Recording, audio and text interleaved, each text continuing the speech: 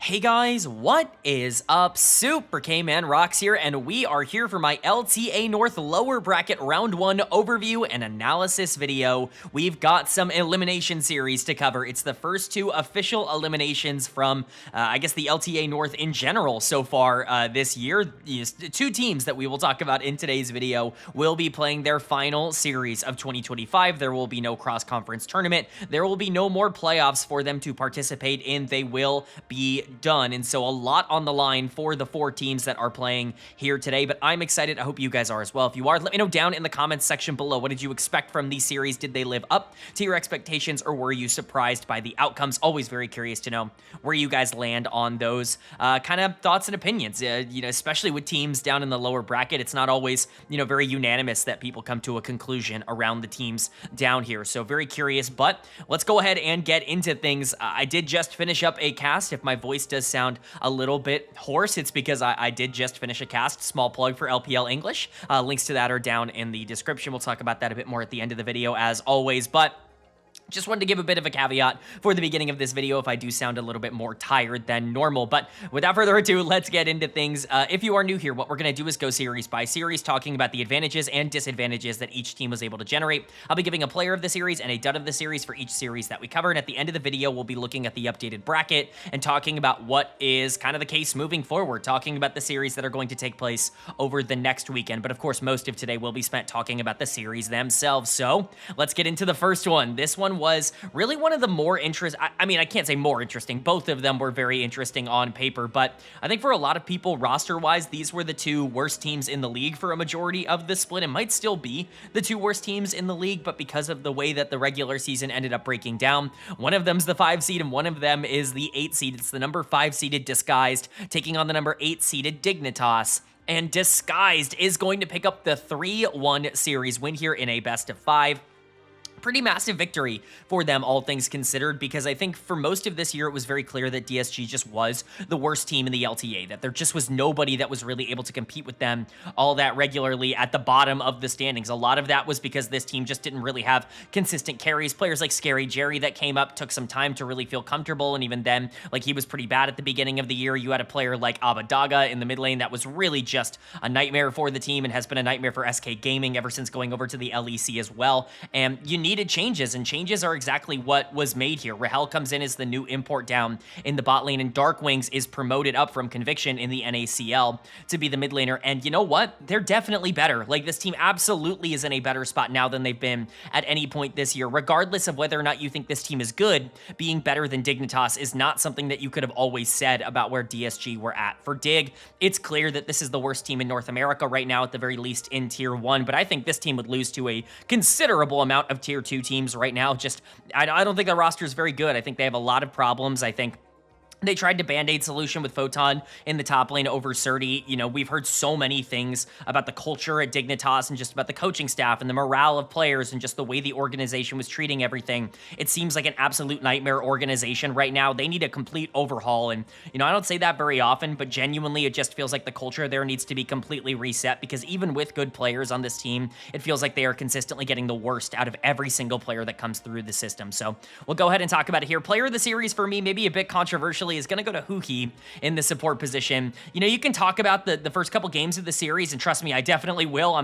Player of the series is at the end of the day a player of the series award, but I think the single best game of the series was very clearly his Blitzcrank in game number 4. Just Mad Life-esque in terms of the hooks that he was able to land consistently on priority targets for Dignitas. Honestly, game number 4 was not a guaranteed win for DSG by any stretch of the imagination. Game 2 was also rather close, but really, you're looking at game 4, you're looking at Maokai, Azir, Senna, being fine in the early game, getting to scale relatively easily after the first couple, of minutes, first 10 to 15 minutes into the game, and you're starting to get a bit concerned if you're a Disguised fan, but Huhi starts landing those hooks on priority targets over and over and over again, and eventually Dig just don't have the resources to be able to keep up. It's really awesome stuff to see from Huhi, a player that's been rightfully criticized a lot over the course of this year. He's not been very good, I would say, for DSG, but when it matters the most, he can still step up. I think he has been much better ever since Rahel came in as the starting AD carry. Certainly not perfect, but definitely a lot to build on there, and I think it's clear that he still has a lot of playmaking instincts in him. I just don't know if you're going to consistently ever be able to get that out against top-tier teams again. Part of that is the fact that he's played with bad players throughout a majority of this year, but again, there's been a lot of pluses and minuses. The Blitzcrank game, though, really sealing the deal and getting DSG their first ever Tier 1 best of 5 win. The rest of the team was solid. Castle ends up getting player of the series on the broadcast. I think a lot of that is done from the first couple games. I think the Rumble, the Mbessa, I mean the Gwen as well in Game 4, all of them were very good. When you lead your team in kills across a series like this as a top laner, that's very strong. And I think both top laners ended up playing really well here today. Photon was definitely the strength overall for Dignitas, which again, we will get into. I think Rahel had a very good series. He has been nothing short of a massive upgrade over Scary Jerry. I like Scary Jerry, and I still think he's a borderline Tier 1 caliber player right now. Like, you could make an argument he's a top 8 AD carry in North America, but Rahel is genuinely like a top 4 AD carry in North America. They're very lucky to be able to pick him up, and I think now that you have like real facilitative pieces with Huhi stepping up, with XU playing a bit better, with Castle certainly turning around his spring split, you're able to get the most out of an AD carry like Rahel, which I don't think you were capable of doing for the majority of the year. He was excellent, mostly on hyper carries, Yunara, Xayah, Aphelios. The Xayah game you can kind of not talk about as much, but he wasn't the problem in that game. Overall, you know, Rahel really solid, definitely better than Tomo on the other side. Dark Wings has been, I'm not going to say a shockingly good player, because I think we knew he was going to be solid. Like, he was at the very least going to be slightly below average. Like, that was the worst I could expect. I didn't think he was going to flame out in the way Abadaga did, but he's been good at the Tier 1 level, which you don't always see from rookies coming up, especially in spots like his, where a lot of pressure is on immediately. XU still has his problems, and I think there are a lot of things he needs to do better in the early game, but this was a pretty solid series. Shaden didn't really have a ton of answers to the, you know, early game aggressive picks that ended up coming out towards the end, things like the Lee Sin in game number 4. So for DSG, it's a really, really important win to get. Like I said, their first ever win in a best of 5 as an organization at the Tier 1 level. So very excited to see that for them. They're not one of the bottom 2 teams this year, and right now, you know, regardless of what happens with DSG, remember, they're playing for their spot in the LTA next year. They're getting as much confidence as they can so they can go into the, you know, promotion tournament for the NACL and keep their guest spot, because they still get to fight for that at the end of the year. And then for Dig on the other side, this team is just bad. Like, there's nothing else to say. Again, the culture seems completely rotten to the core. It feels like nobody wants to be there. It feels like morale is absolutely torched. It feels like a lot of the players they've invested both money and resources into are just not working out for them. And I honestly just don't know what the fix is, other than completely starting over or, you know, tearing everything down. Like, if Dig is still going to be an organization in North America, then, you know, it needs to go a different direction, because whatever this was simply just not good enough. Isles is going to get dead of the series for me. Again, very, very clear difference between the way Huhi was playing as a primary playmaker and the way Isles was playing as a primary playmaker, where it just didn't feel like Isles really had a lot under him. I think a lot of those engaged tanks just end up being kind of negative if you're not in a good position, and we saw that out of Nautilus, out of Rel, out of Braum even in game number 4, where everything was just going wrong over and over and over again. But specifically on the Braum in game 4, you gotta just eat the hook, man. Like, if you're gonna die, it's fine, but you can't let your carries get hit, because it was happening over and over again. Really tragic stuff. Isles did not have a very good year. Player I've liked in the past, a player that was not good, even reunited with his formerly good bot lane partner in Tomo, who was also terrible in this series. Like, the bot lane was the worst part for Dignitas by a pretty large margin. I'm pretty out on Tomo and Isles. I wouldn't expect to see them in the LTA going into 2026. Perhaps something changes and, you know, anything can really happen. Again, budget rosters happen, but I don't think they've proven themselves to be top 8 in their role in comparison to some other players in the NACL that I think more than deserve opportunities at the Tier 1 level. We'll just see. They are formerly incredibly lane-dominant 2v2 types of players that just weren't able to generate those same kinds of leads this year.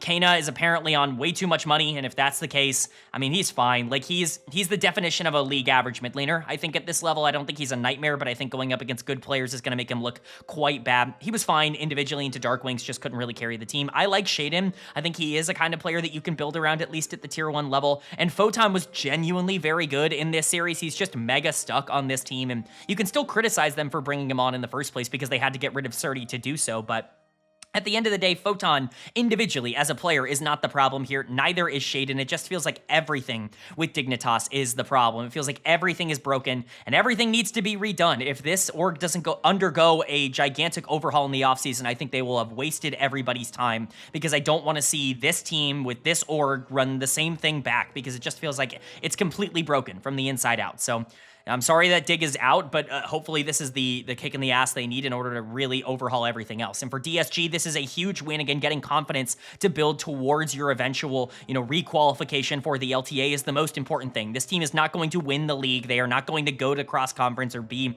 top 2 or whatever, anything like that. They just need to be good enough to be able to retain their spot. And honestly, they're closer to doing that right now than they have been at any other point this year.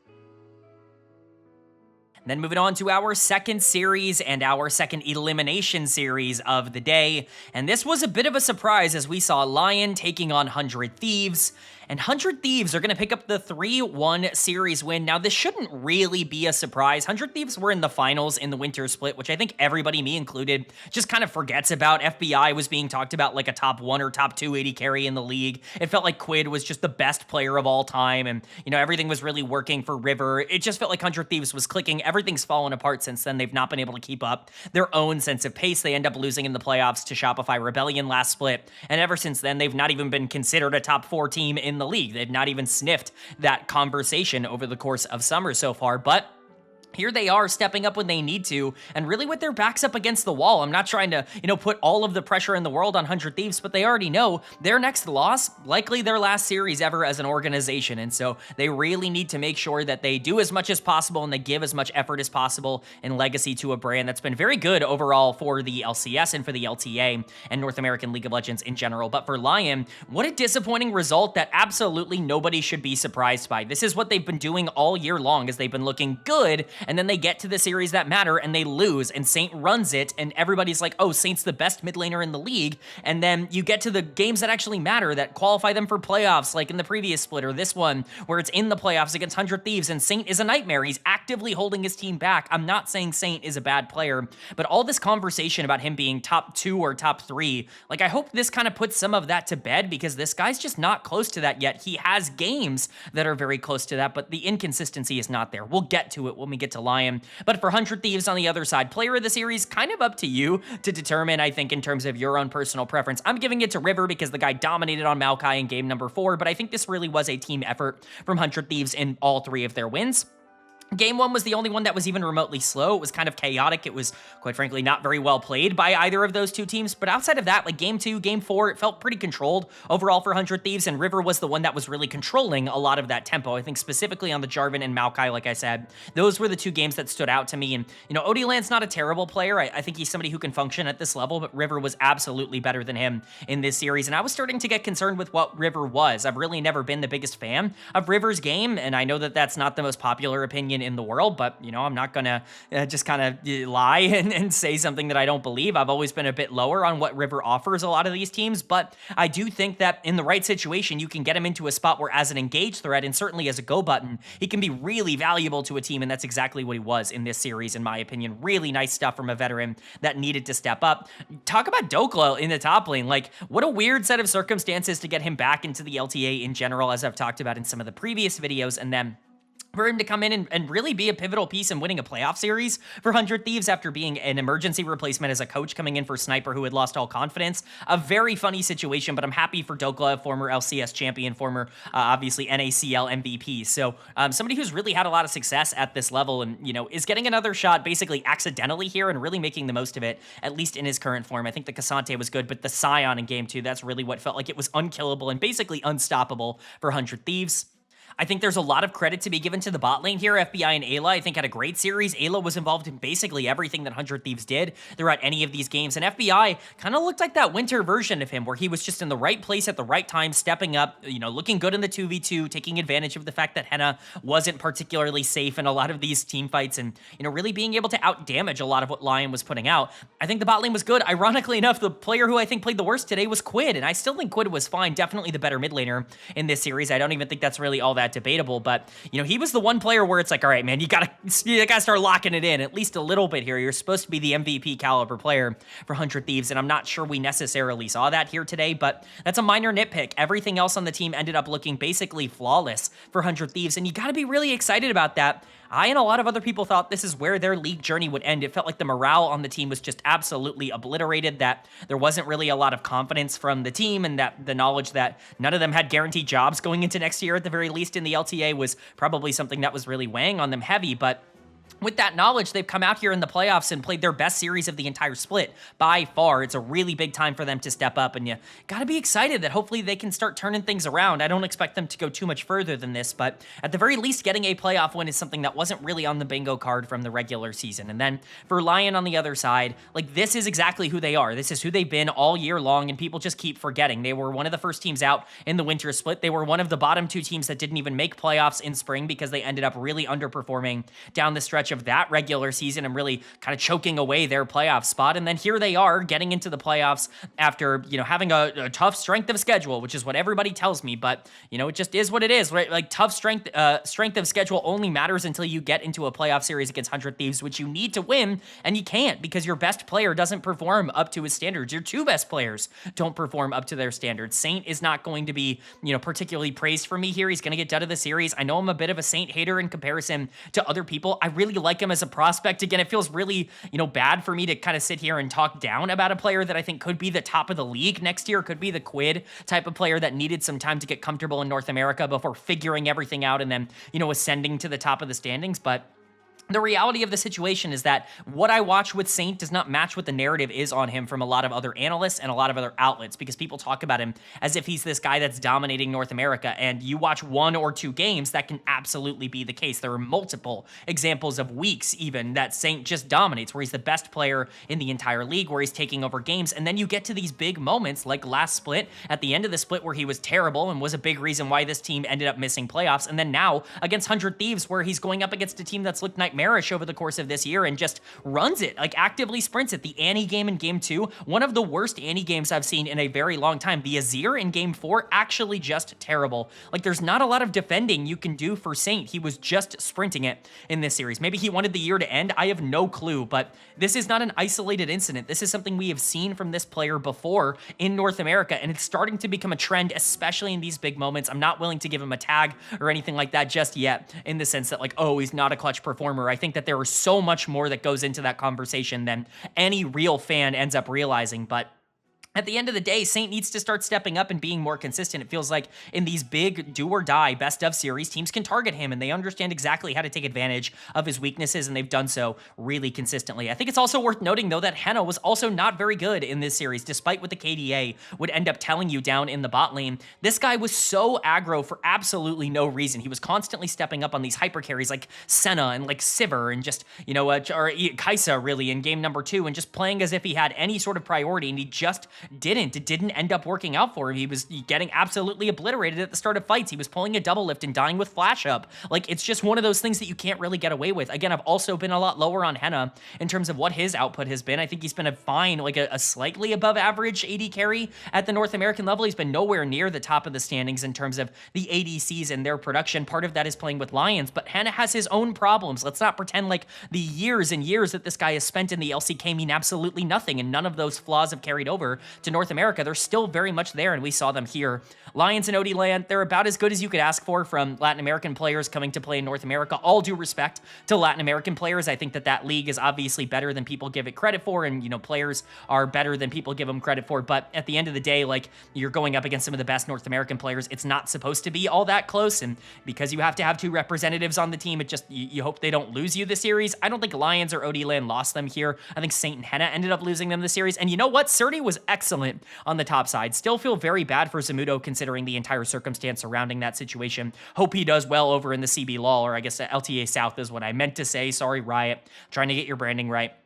But Surdy was excellent in this series, did everything he absolutely could to try and win it. I think his game number 3 on the Renekton was absolutely massive. Easily the best player on the Rift for LYON, just didn't really end up mattering. The Dignitas curse gets to everybody at the end of the day. But for LYON, they rely so much on their Koreans, their imports, to kind of carry them across the finish line. If they don't perform like they didn't here today, they're one of the worst teams in the league, and they are one of the first 2 teams eliminated. A fun fact that I saw on Reddit, LYON has played 29 stage games this year. That's it. Like, that's all they get to play. They do not get to play any more stage games after this. They are done for the rest of the year. They now get a 5-month vacation. They're done in August. Awesome stuff, Riot. Great format. And then for 100 Thieves on the other side, this is obviously a really important win because your organization is entirely on the line. But, you know, we'll see how far this team can take it. I want to remind people, they made finals in the winter split. I don't think they're anywhere close to doing that again, at least in their current iteration. But they ended up beating LYON even with an underperformance from their own star mid laner. If they can start getting good performances more universally across the board, I still think that there is something in this team that could theoretically push for higher than people are expecting.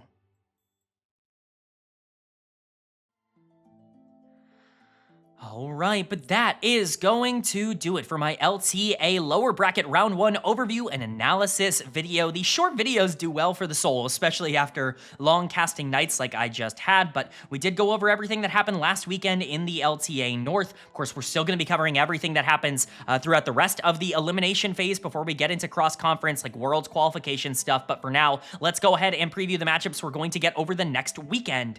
And lucky for us, we know what all 3 of them are, and this will be the first weekend with 3 series to cover, but we'll start with the lower bracket because those series take place first anyways. We'll start with Cloud9 taking on Disguise. This should be a very, very easy matchup. As much as I think Cloud9 is a bit overrated right now, not because of anything like actually tangible I've seen in their gameplay, just rather because that's Cloud9 and just it is what it is. Like, this team just has some sort of voodoo curse on them that doesn't allow them to perform well. Like, as much as I don't think that they are what everyone wants them to be, me included, Disguise is not the team to take them out. So Cloud9's going to be able to dog walk them 3-0. If they do anything else, I'm going to start getting concerned. And then Team Liquid taking on 100 Thieves. This is a shockingly close series. Don't forget, this was winter finals at the beginning of the year. One of these teams will be done in 5th, 6th place, which is certainly not ideal for one of them.